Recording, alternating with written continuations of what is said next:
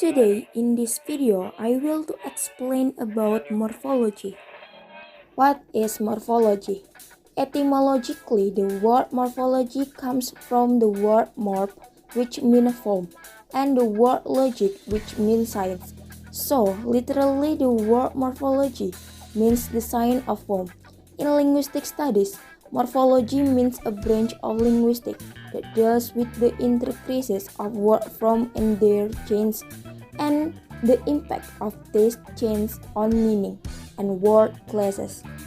In general, morphology is the study of language itself, such as studying the formation of word or morpheme, and also variation of combination of word or morpheme in a language.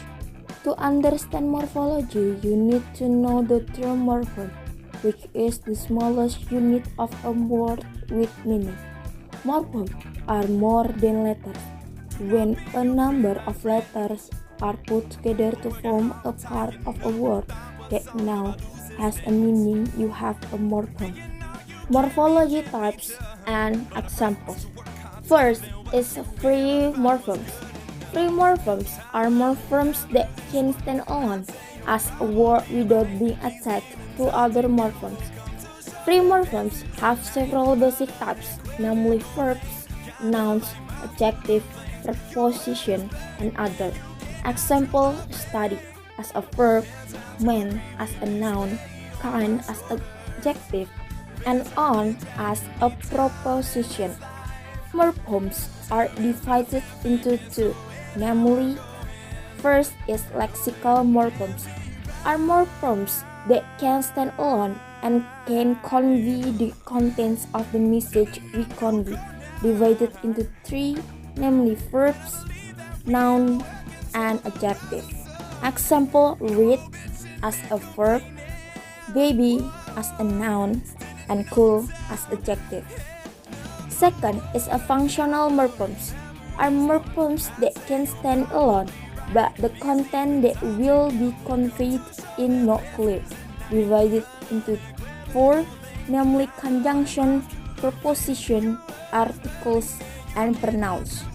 Example: but as a conjunction, at as a preposition, the as a articles, and she as a pronouns.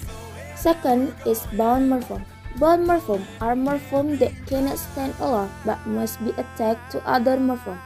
Bound morphemes are divided into two, namely first, derivational morphemes are morphemes which when attached to another morpheme will form a new morpheme, a word, or to form a word with a different grammar from the previous word.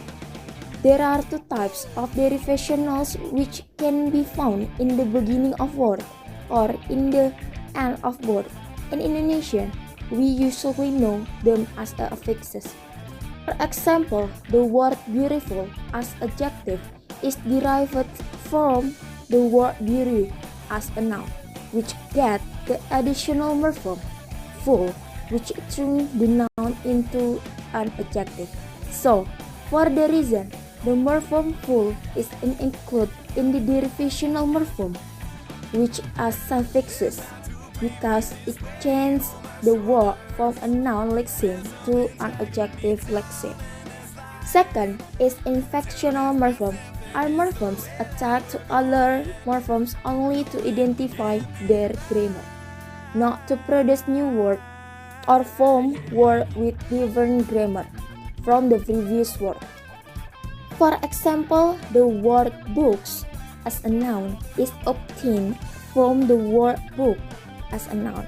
Here, book changed to books because to explain that there are many books, so it doesn't change the lexeme of the word. Because the word book to books remains in lexeme the same thing, namely